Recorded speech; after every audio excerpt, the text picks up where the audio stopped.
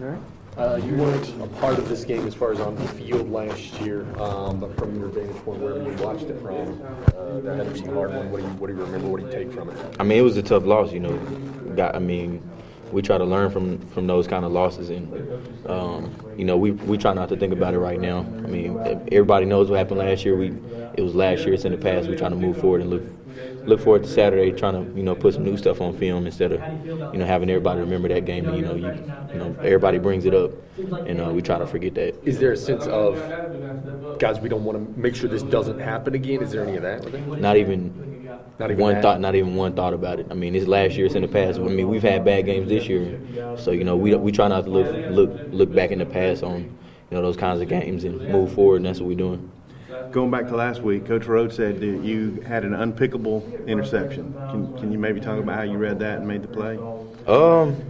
I mean, it was just like I looked up and saw him trying to check something and ended up making a good read because I saw him and the receiver communicate something and just kind of had awareness of the sticks and what was going on and just made a good play. Just tried to disguise what I was doing and ended up doing it. He threw me one. So it looks like you did your ankle again last week, and then you took a blindside shot. What happened? I mean, I did take a blindside. I mean, I didn't see it coming. I was just going to make the play. I don't know exactly what happened.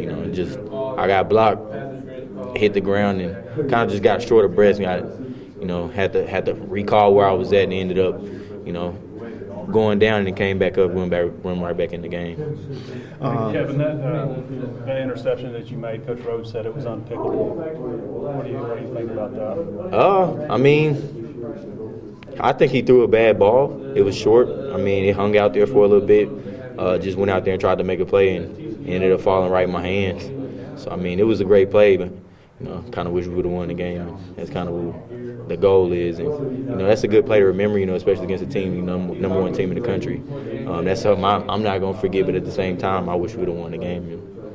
How difficult is this Auburn offense to defend? They got the RPOs with Stidham and all that kind of stuff. I mean, they're a great team. I mean, they're ranked 20-something. So I mean, they're not ranked like that for no reason. They're gonna come out and put some good stuff on film, and we try to simulate as best as we can what they like to do on offense. They like to do a lot of motions and shifts, and we trying to prepare as best we can. We got guys like Malik Williams, Malik Barkley. We got guys who've given us a great look throughout the week, and we're gonna prepare as best as we can. That's what we're doing. The slot kid Will Hastings, you probably remember him from being at Pulaski, and he's had some big plays for them.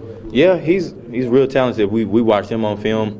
I remember I watched him play with LSU last week and saw him get him a nice deep ball on a double move. And, I mean, he's always been talented. I saw him at a high school, and I thought he was going to come here, but I guess he just wanted to go do something else and ended up being successful down there. He's a talented kid, and, we're going to look out for him on Saturday. You'll probably be on him some, too. Huh?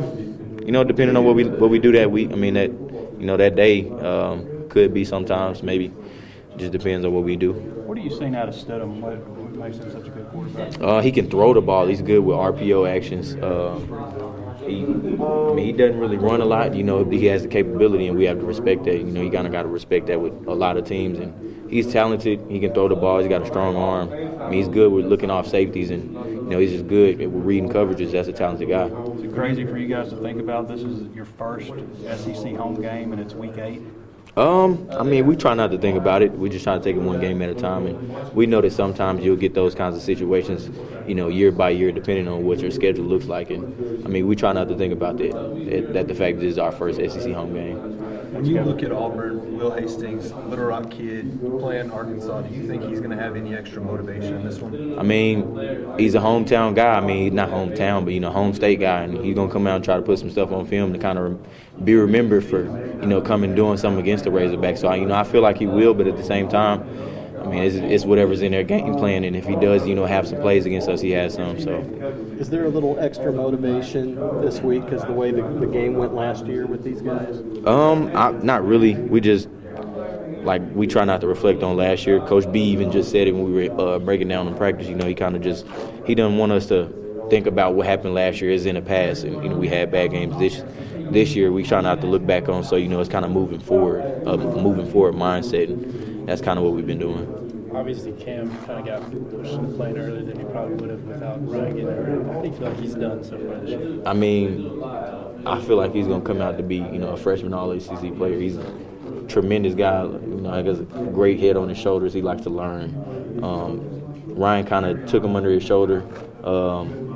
Same thing with Omre. They all, kind of mentor him and tell him the ropes and kind of help him out every now and then. But Cam's a tremendous player. He's got the talent. He's got the size. He can go out and make plays, and that's what he's been doing. What do you guys tell him when he's getting targeted by teams because they know he's a freshman or getting some of these PI calls that might be questionable? What's your guys' message there? That's more plays for him to make. I mean, he get to put that on film, and if he can go out and make plays like that week by week, I mean, people going to keep throwing him the ball. That's more tape for him to put out there. So, I mean, we try to tell him to use that as motivation. What does this Auburn offense present challenge-wise to you guys as a second year? They got a lot of talented receivers, so I mean, we kind of don't try to focus on one. We just focus on the game plan. And right now, we're just looking at their quarterback, and he's got a great skill set. He can throw the ball. He can run sometimes. He's not an immediate threat, but he can run the ball. We try not to just focus on one guy, but we look at their whole receiving corps, and they're talented. They're a talented group.